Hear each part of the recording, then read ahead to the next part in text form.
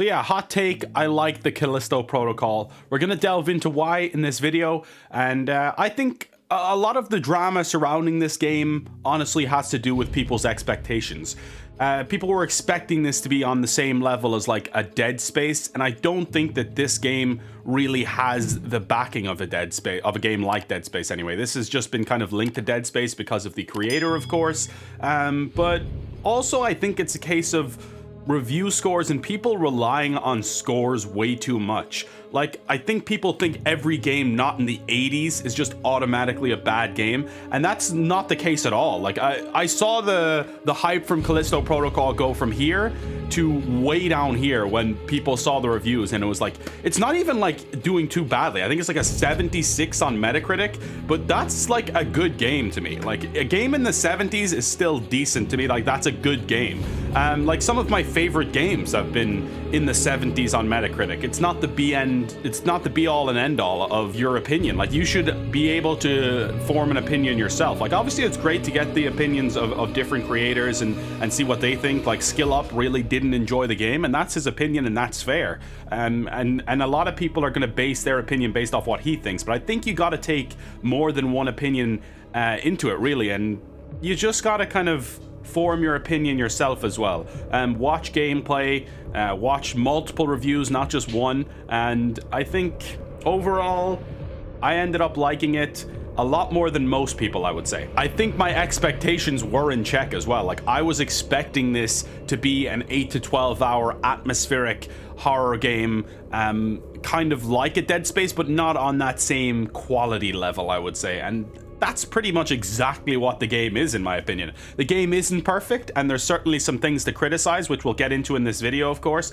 But overall, I really enjoyed my playthrough of the Callisto Protocol. Let's get into it. I use a 7Ps method to do my reviews, so I do the playing, the plot, the people, the places, the picture, which is basically the performance and the graphics, and then we have the phone, which is the sounds and music, and the voice acting, all that kind of stuff. And then we have the pop, which is like the wow factor, the thing that blew you away about the game.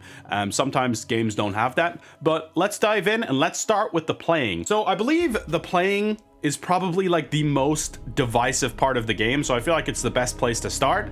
I enjoyed the gameplay personally. It has a dodge system where you basically have to dodge right or left to avoid attacks and then counter. Enemies can have anywhere from between 1 to 4 consecutive attacks that you have to dodge just by going left, right. So I understand why people might get frustrated with that and might get bored of that pretty quickly. And it can be an incredibly frustrating game to play, don't get me wrong, especially late on when there's multiple enemies. You can get hit by an enemy that isn't even on the screen, and you can't lock on either. So there's certain enemies when you're trying to take out one enemy and there's other enemies coming in from the side, you can't focus on that enemy. It's really hard to anyway. But at the same time, when you get the gameplay right and have a good run, it does really feel great, and it's super satisfying when you get it right. And that's why it's kind of I guess a confusing one and a divisive and controversial one. And obviously there's going to be a lot of differing opinions on this, and I can understand the grievances with the gameplay, but I personally was able to get through the negatives and frustrations enough to enjoy it.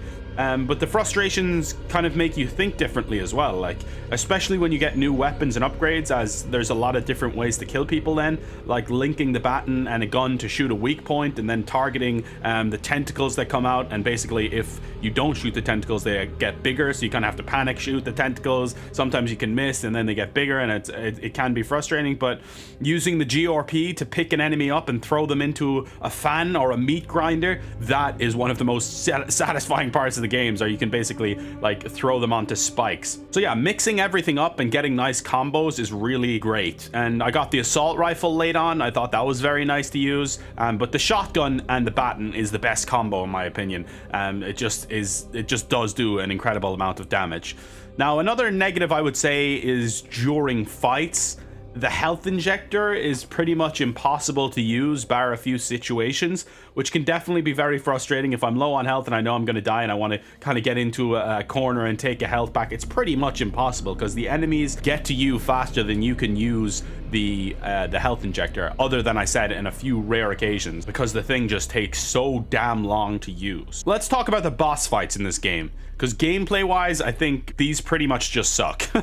There's 2 bosses in the game. There's a mini boss and a main boss. The mini boss shows up 4 times in the game. Like you defeat it and it comes back, and you defeat it and it comes back, and it's like, okay, can I get some creativity here with the mini bosses maybe? And the whole fight against this mini boss is dodge left, dodge right, dodge left, dodge right, shoot him with the shotgun, dodge right, shoot him with your shotgun, dodge left, shoot him with your shotgun. There's absolutely nothing else but that in the fight. And that was kind of a little bit like, yeah, this sucks, you know, like that is silly. You're just shooting your shotgun, dodging, shoot, shotgun. And I mean, most of the gameplay is like that, but this boss fight specifically is because that's all you can do. You can't really do anything else to damage him. So it's a little bit ridiculous. But the main boss fight was like, holy moly, was I frustrated in that part. I was honestly like thinking of turning the difficulty down, but at the end I got through it on the regular difficulty, the medium security or whatever. But yeah, the boss basically one-shots you if they hit you.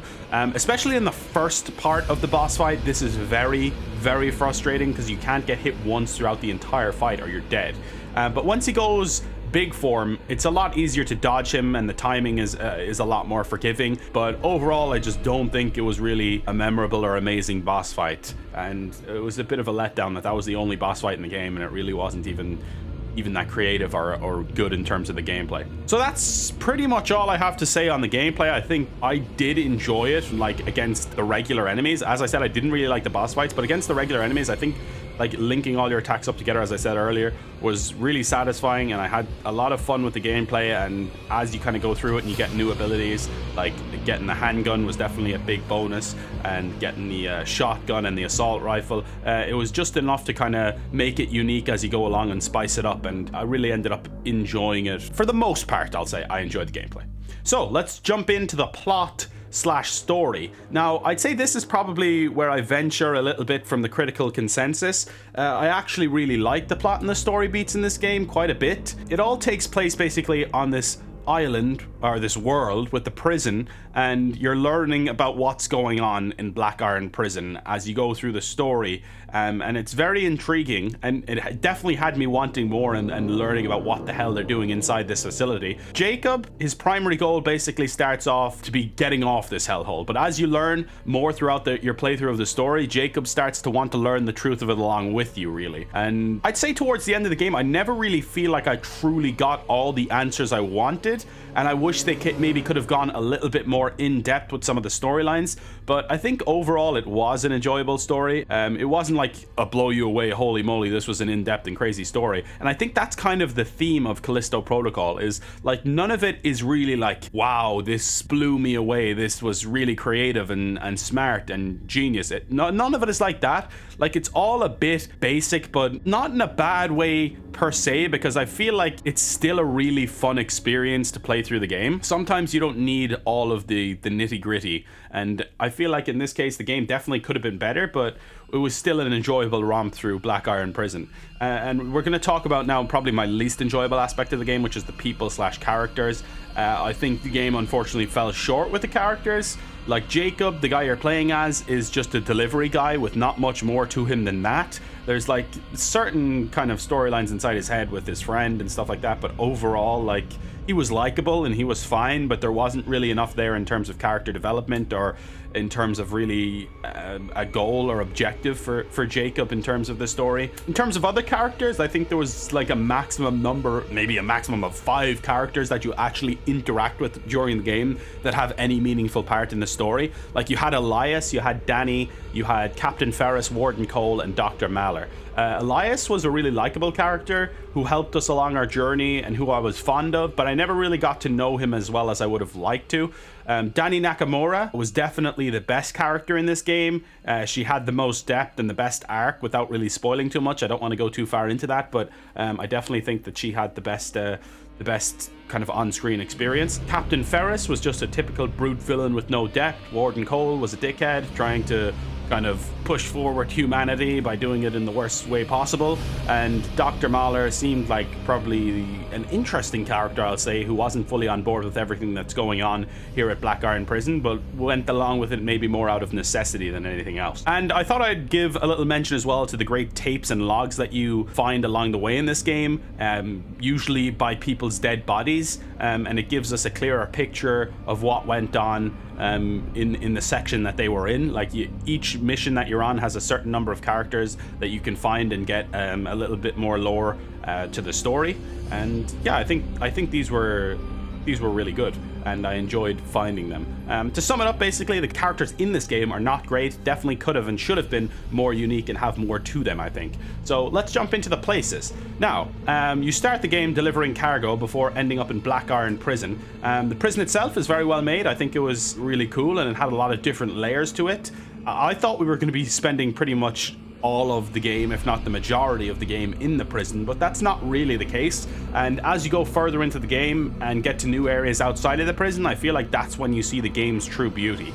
You have locations in the snowy wilderness, the habitat and the underground sections are really cool, and they all have their own unique aspects and change the locations up enough to really keep it fresh. And yeah, I think that brings us into the next P, which is the picture slash performance. Because speaking of the beauty of this game, wow, like boy oh boy, the graphics are absolutely incredible in this game. The sweat dripping off Jacob's head in the first minute of the game had me absolutely mind blown. Like that's one of those moments where you're kind of watching and you're like, Jesus Christ, games have come a long way, man.